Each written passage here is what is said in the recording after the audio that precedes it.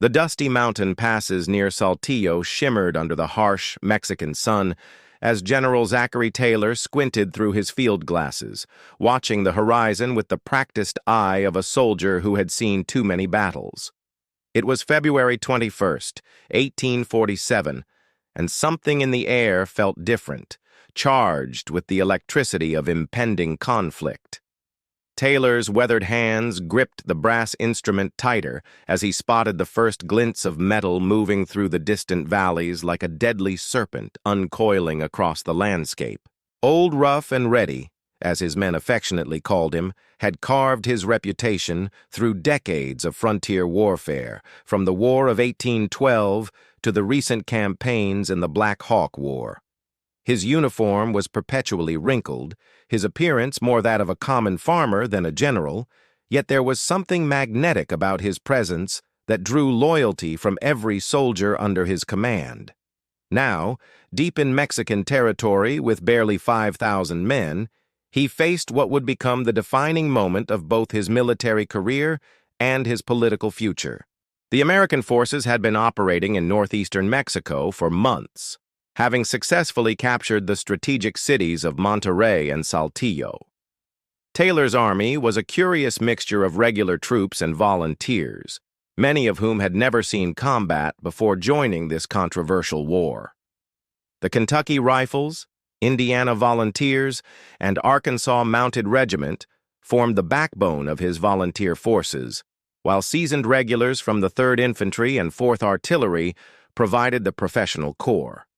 These men had followed Taylor into the heart of enemy territory, trusting in his tactical brilliance and unshakable calm under fire. Intelligence reports had been filtering in for days about a massive Mexican army marching northward under the command of General Antonio Lopez de Santa Anna, the legendary Mexican leader who had crushed the defenders of the Alamo just 11 years earlier.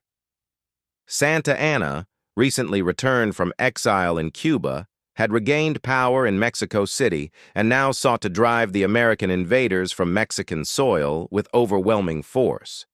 His reputation as both a cunning politician and ruthless military commander preceded him like a dark cloud across the desert. According to sources from the Library of Congress archives, Taylor's victories in the Mexican-American War would prove instrumental in his eventual election as president in 1848. The political ramifications of the coming battle extended far beyond the immediate military objectives. President James Knox Polk had grown increasingly frustrated with Taylor's independent streak and his tendency to negotiate truces with Mexican commanders, viewing the general as a potential political rival rather than a loyal subordinate. The terrain around Buena Vista favored defensive operations, with narrow passes and elevated positions that could multiply the effectiveness of a smaller force against a larger one. Taylor had chosen his ground carefully, positioning his troops in a strong defensive line that would force any attacking army to funnel through killing fields dominated by American artillery. The hacienda of Buena Vista itself sat like a fortress overlooking the main pass, its thick walls and strategic position offering both shelter and observation points for the coming confrontation. As the sun began to set on February 21st, casting long shadows across the mountainous terrain, Taylor's scouts returned with disturbing news. Santa Anna's army was not merely large, it was enormous. Conservative estimates placed the Mexican force at over 20,000 men, nearly 4 times the size of Taylor's command. The Mexican army included seasoned infantry regiments, cavalry units trained in European tactics, and artillery pieces that had been transported across hundreds of miles of difficult terrain for this decisive confrontation. The American general gathered his senior officers around a rough wooden table in the main room of the Buena Vista hacienda as darkness fell over the camp. Colonel Jefferson Davis of the 1st Mississippi Rifles, Major William Bliss, who served as Taylor's aide-de-camp, and Colonel John May Wool, who commanded the volunteers, all studied the crude maps by flickering candlelight. The weight of command settled heavily on Taylor's shoulders as he realized that the coming battle would determine not only the fate of his army, but potentially the outcome of the entire Mexican-American War and the future expansion of the United States itself. Dawn broke cold and clear on February 22, 1847, revealing the full magnitude of the Mexican army arrayed in the valleys below the American positions.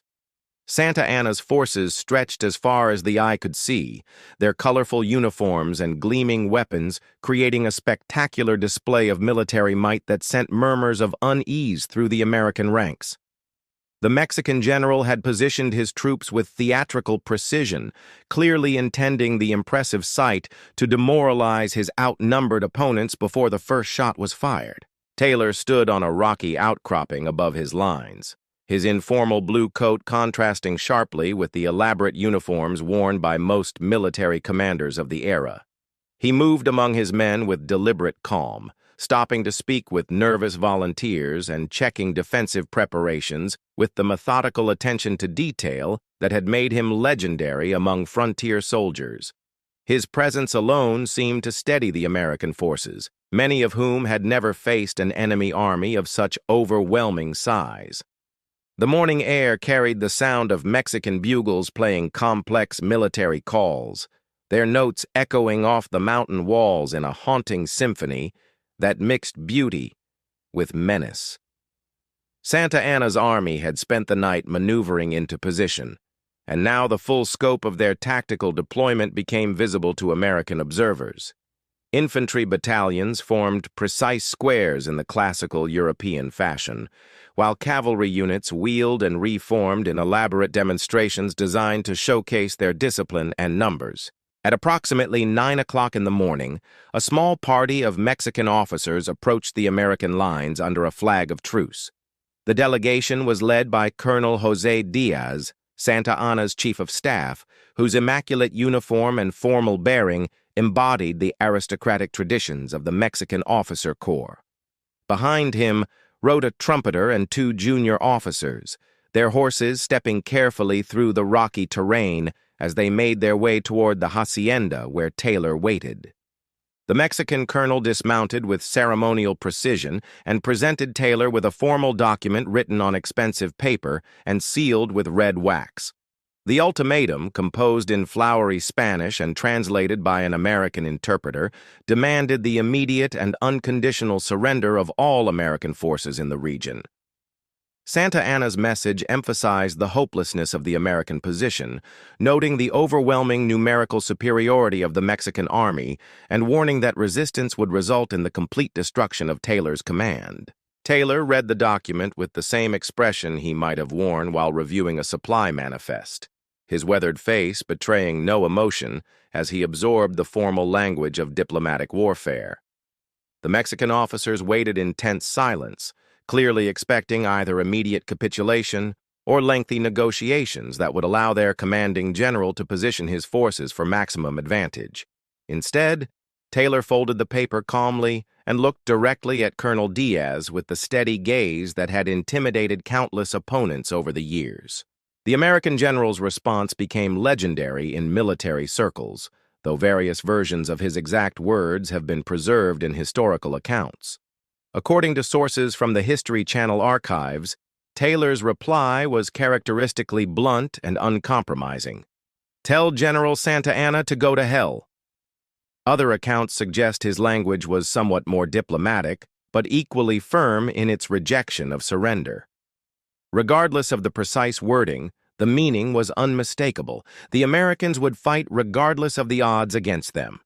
Colonel Diaz received Taylor's response with the stoic dignity expected of a professional soldier, though his eyes revealed surprise at the American commander's casual dismissal of such overwhelming force. The Mexican delegation withdrew with formal courtesy, their horses picking their way carefully back down the rocky slope toward their own lines. Behind them, the American army began final preparations for what everyone understood would be a desperate struggle for survival against impossible odds. Taylor used the remaining hours of February 22nd to inspect his defensive positions one final time, paying particular attention to the placement of artillery pieces that would prove crucial in the coming battle. Captain Braxton Bragg's battery, positioned on elevated ground overlooking the main approach routes, would play a decisive role in channeling Mexican attacks into predetermined killing zones. The Kentucky and Indiana volunteer regiments occupied strong positions along the ridge lines, while regular infantry units held the center of the American line near the hacienda itself. As evening approached, both armies settled into their positions for what promised to be a sleepless night of final preparations and nervous anticipation. Campfires dotted the landscape like fallen stars, with the massive Mexican encampment creating a galaxy of lights that stretched across multiple valleys. The Americans, vastly outnumbered but determined to make their enemy pay dearly for every yard of ground, prepared for a battle that would echo through American military history and transform an obscure general into a future president of the United States. The pre-dawn hours of February 23, 1847, brought an eerie silence to the mountain passes around Buena Vista, broken only by the distant sounds of two armies preparing for combat. Mexican cooking fires created a constellation of flickering lights across the valleys below the American positions, while Santa Anna's officers moved through their camps making final inspections of weapons and equipment.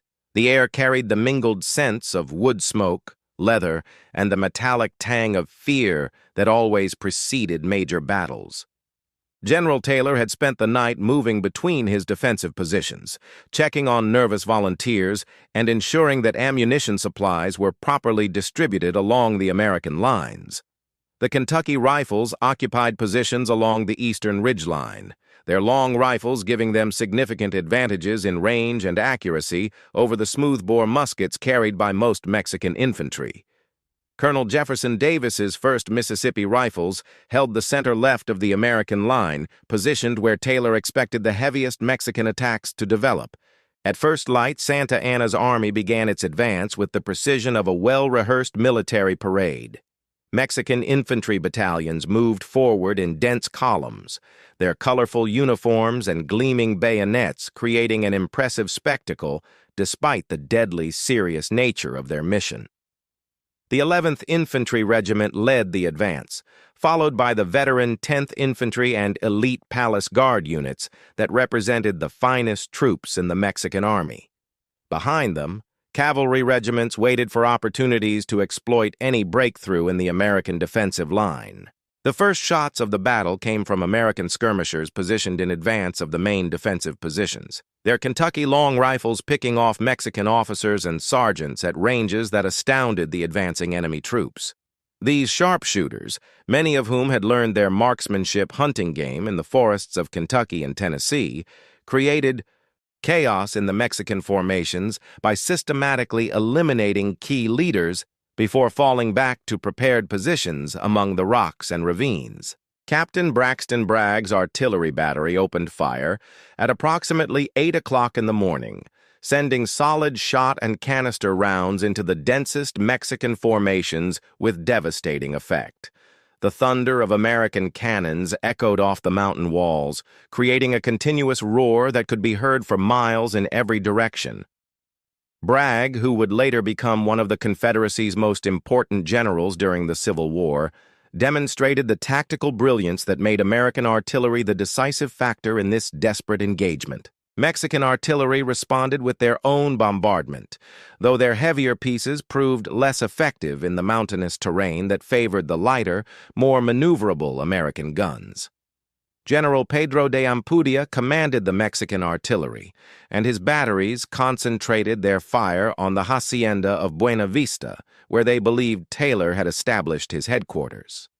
The building's thick adobe walls absorbed tremendous punishment throughout the morning, with cannonballs embedding themselves in the ancient masonry like deadly decorations. According to historical accounts documented by the Warfare History Network, the battle's intensity surprised even veteran soldiers who had participated in numerous previous engagements. The narrow confines of the mountain passes concentrated the fighting into a series of desperate struggles for key terrain features, with individual companies and battalions fighting isolated battles that determined the outcome of the larger engagement. The Mexican assault developed along multiple axes, with Santa Anna attempting to overwhelm American positions through sheer weight of numbers rather than tactical finesse.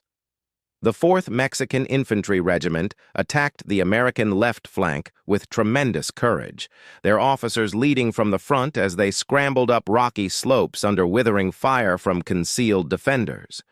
Many of these attacks came within yards of breaking through American lines before being repulsed by concentrated volleys from volunteer regiments fighting with the desperation of men who knew retreat was impossible. Colonel John May Wool commanded the American left wing, where some of the heaviest fighting of the entire battle took place during the morning hours. His volunteers, many of whom were experiencing combat for the first time, displayed remarkable courage under fire as they fought off repeated Mexican assaults.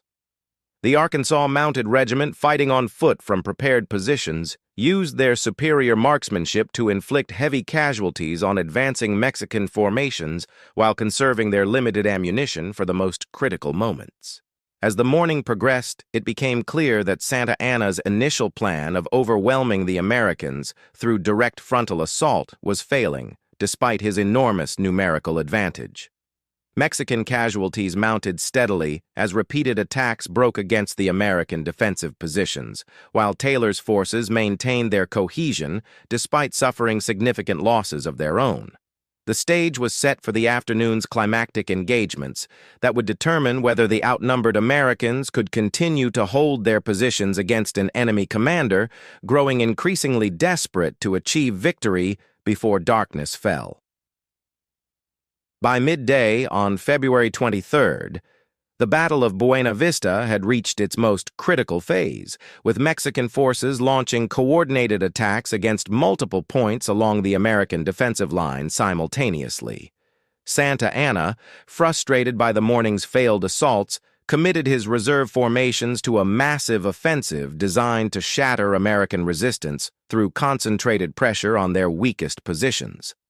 The Mexican general's tactical reputation hung in the balance as his political enemies in Mexico City waited eagerly for news of either triumphant victory or humiliating defeat. The most dangerous Mexican breakthrough occurred on the American left flank, where the 2nd Indiana Volunteer Regiment found itself overwhelmed by a determined assault led by General Francisco Perez de Villagran's brigade.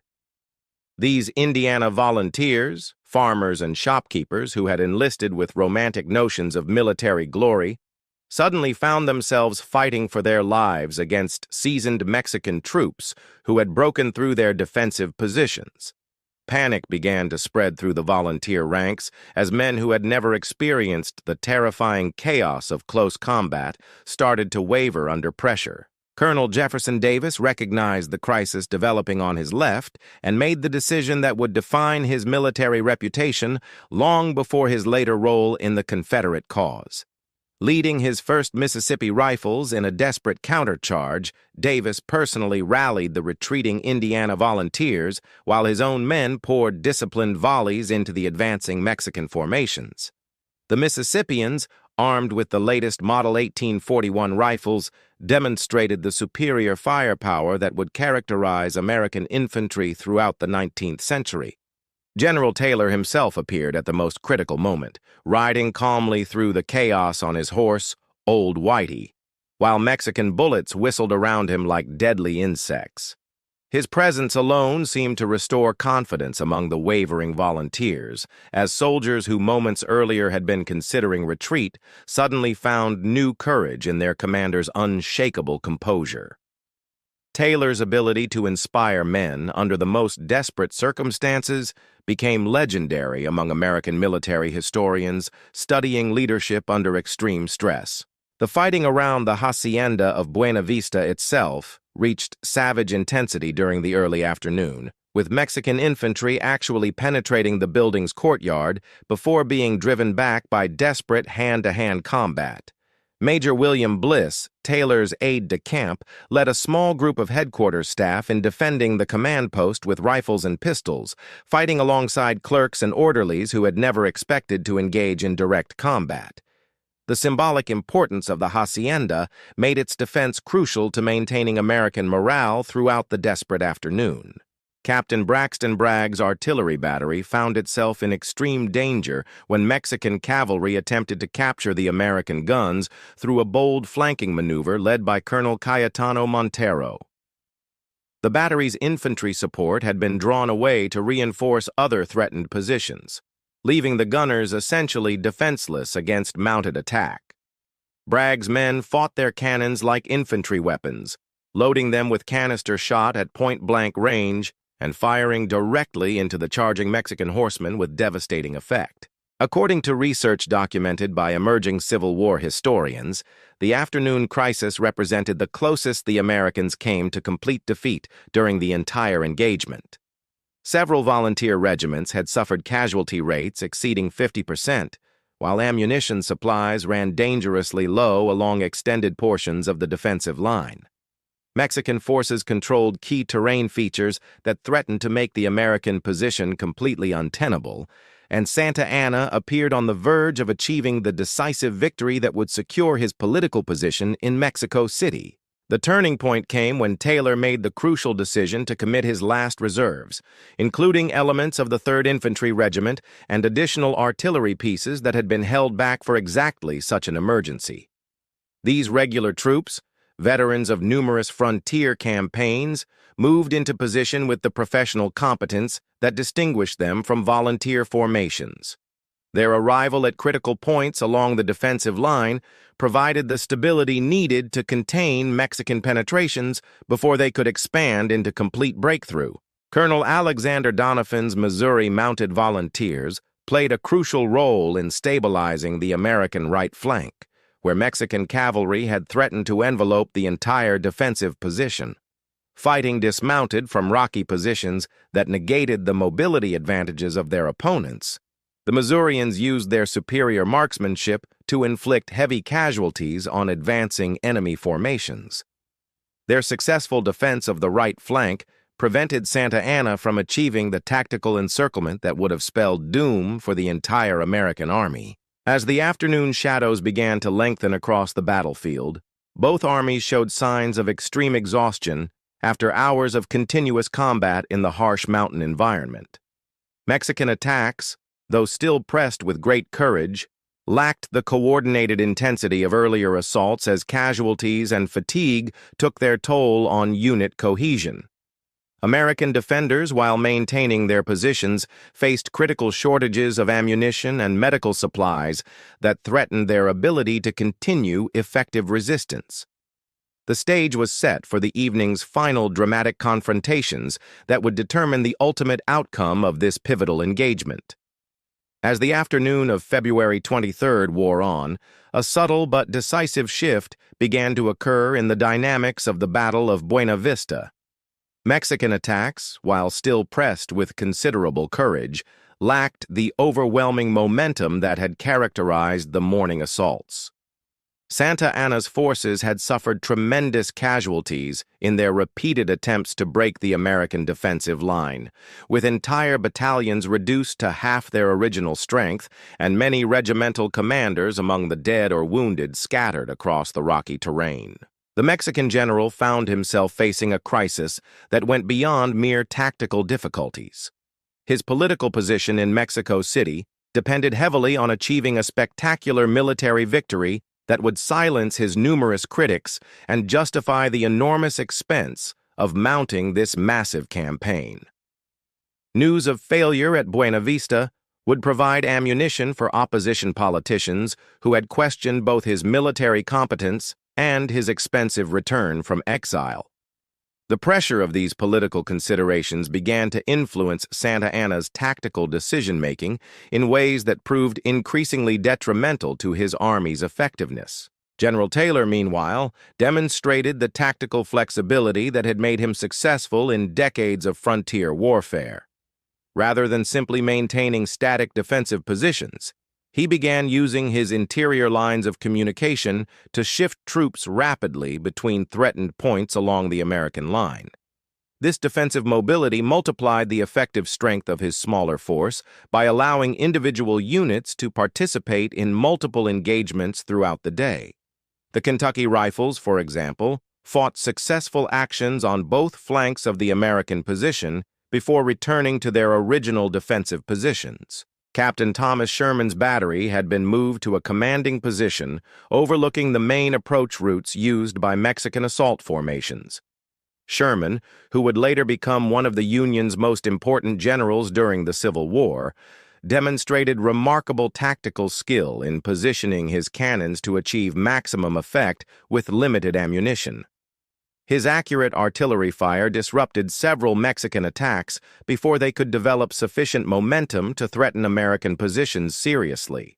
The turning point of the entire battle came during a massive Mexican cavalry charge led by General Julian Juvera against the American center.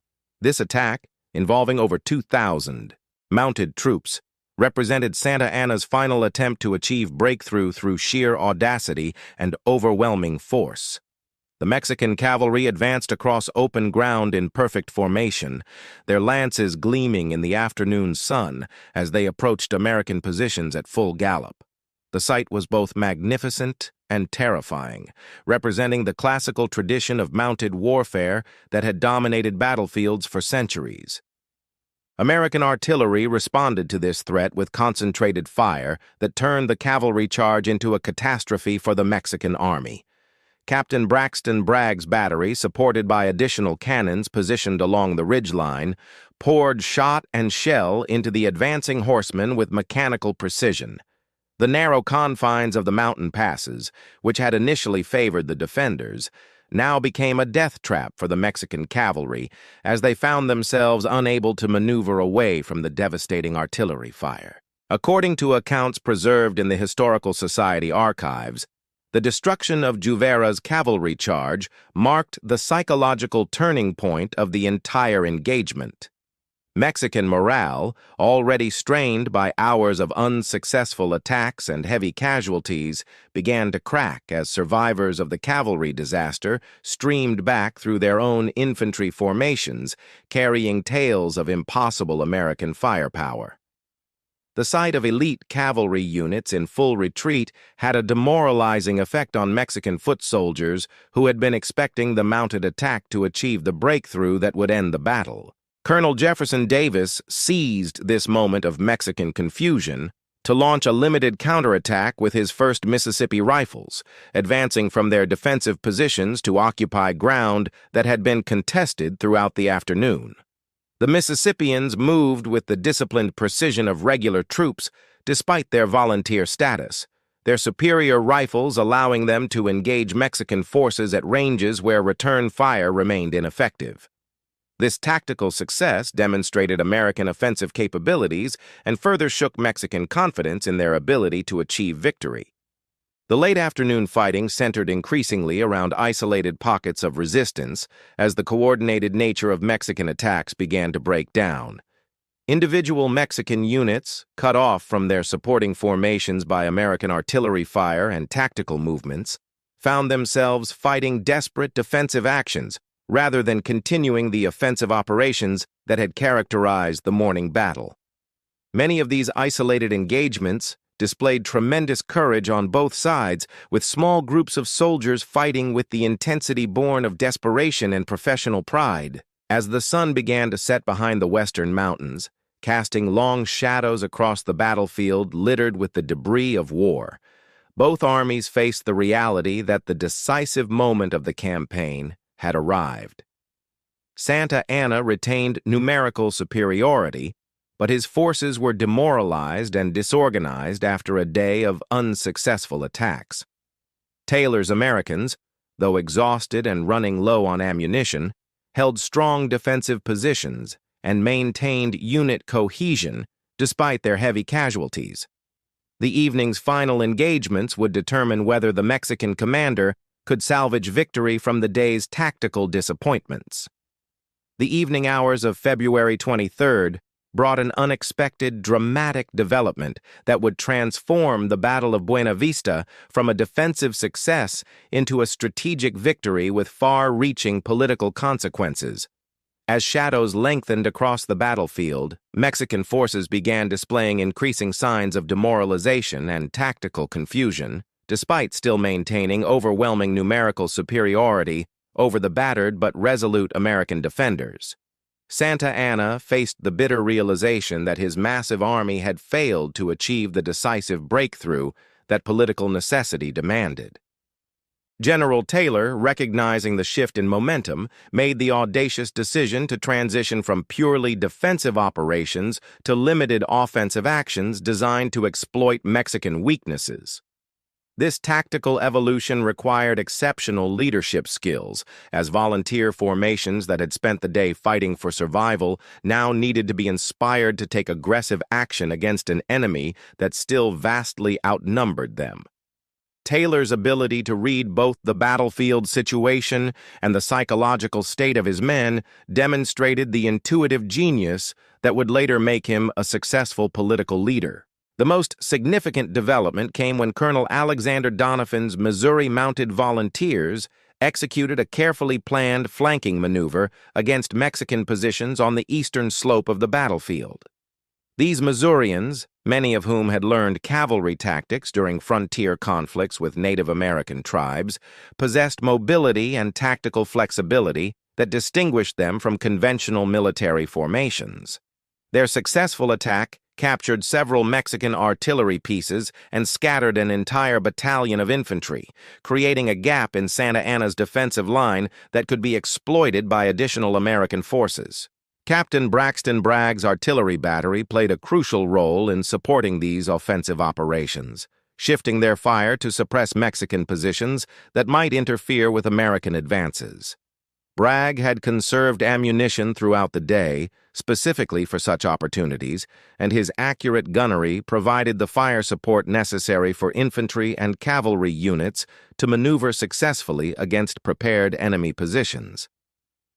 The coordination between different arms of service demonstrated tactical sophistication that surprised Mexican commanders who had underestimated American military competence. Mexican resistance began to collapse in several key sectors as news of American offensive successes spread through formations already weakened by a day of unsuccessful attacks.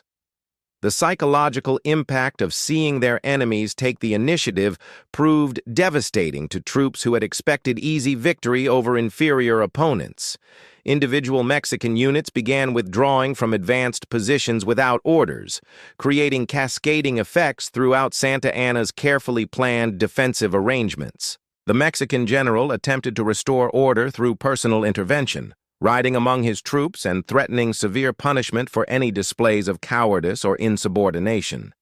Santa Anna's theatrical leadership style, which had served him well in political contexts, proved less effective on a battlefield where practical results mattered more than dramatic gestures.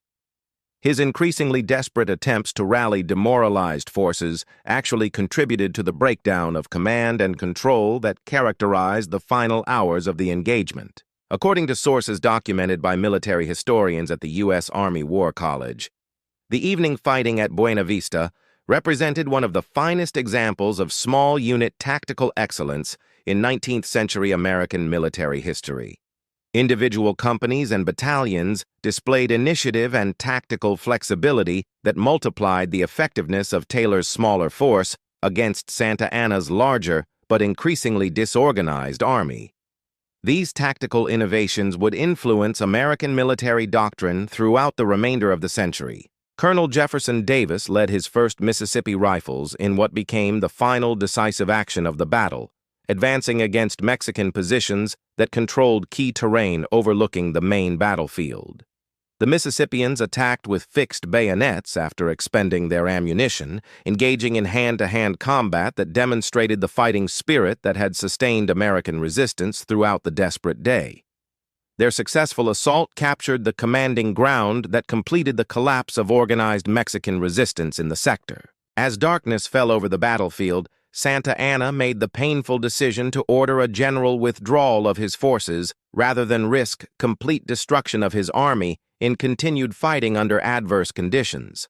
This decision, while militarily sound, represented a political catastrophe that would haunt the Mexican leader for the remainder of his career. The failure to defeat a vastly outnumbered American force, despite overwhelming advantages in men and equipment, exposed fundamental weaknesses in Mexican military organization that opposition politicians would exploit mercilessly. The American victory at Buena Vista was complete by nightfall on February 23, 1847, though the full strategic implications of the triumph would not become apparent until weeks later. Taylor's successful defense against overwhelming odds had not only saved his army from destruction, but had also secured American control over northeastern Mexico and established the foundation for his eventual political rise to the presidency. The battle's outcome would resonate through American politics for years, transforming a frontier general into a national hero whose military reputation would carry him to the highest office in the land. The immediate aftermath of the Battle of Buena Vista revealed the true magnitude of the American achievement, as dawn on February 24th exposed a battlefield littered with evidence of the previous day's desperate fighting. Mexican casualties were staggering, with conservative estimates placing their losses at over 1,500 killed and wounded, while American casualties numbered approximately 700 despite being outnumbered nearly 4-1. The psychological impact of these losses on Santa Anna's army proved even more devastating than the physical casualties, as survivors spread tales of impossible American resistance throughout the retreating Mexican formations. General Zachary Taylor's methodical inspection of his defensive positions revealed the incredible punishment his small army had absorbed while maintaining tactical cohesion under the most extreme circumstances. Artillery positions showed evidence of direct hits from Mexican cannons, while infantry trenches contained clear signs of hand-to-hand combat where Mexican forces had actually penetrated American lines before being repulsed. The Kentucky Rifles alone had fired over 20,000 rounds during the engagement, while Captain Braxton Bragg's battery had expended virtually all of its artillery ammunition in the successful defense. Santa Anna's retreat became increasingly disorganized as the Mexican army moved southward, abandoning equipment and supplies that had been transported across hundreds of miles of difficult terrain for the campaign. The Mexican general's political position in Mexico City became untenable as news of the defeat reached the capital, providing opposition politicians with the ammunition they needed to challenge his leadership effectively. Within months, Santa Anna would find himself once again in political exile, his military reputation permanently damaged by the failure to defeat Taylor's outnumbered force. The strategic consequences of the Battle of Buena Vista extended far beyond the immediate military situation in northeastern Mexico. Taylor's victory effectively ended Mexican hopes of driving American forces from occupied territories, forcing Mexican leadership to accept the reality that they lacked the military capability to reverse early American successes in the war. This strategic shift would ultimately lead to the Treaty of Guadalupe Hidalgo in 1848, which formally ended the Mexican-American War and established the territorial boundaries that would define both nations for generations. News of Taylor's triumph reached the United States through newspaper correspondents who had accompanied the army throughout the campaign, and their dramatic accounts of the battle captured the American public's imagination in ways that would prove crucial to Taylor's future political career. The image of Old Rough and Ready calmly directing the defense against overwhelming odds while personally exposing himself to enemy fire embodied the democratic ideals that Americans cherished in their military leaders. Political cartoonists and journalists created a heroic narrative that transformed the frontier general into a national figure whose presidential ambitions became realistic possibilities. The Whig Party, searching for a candidate who could challenge the Democratic dominance established by Andrew Jackson and continued by James Knox Polk, recognized Taylor's political potential almost immediately. His military reputation provided the heroic credentials that American voters had historically favored in presidential candidates, while his lack of extensive political experience could be presented as evidence of his independence from partisan corruption. The Battle of Buena Vista became the cornerstone of a political mythology that would carry Taylor to the White House within 2 years of his military triumph. According to historical analysis conducted by presidential scholars at major universities, Taylor's victory at Buena Vista represented a crucial turning point in 19th-century American political development.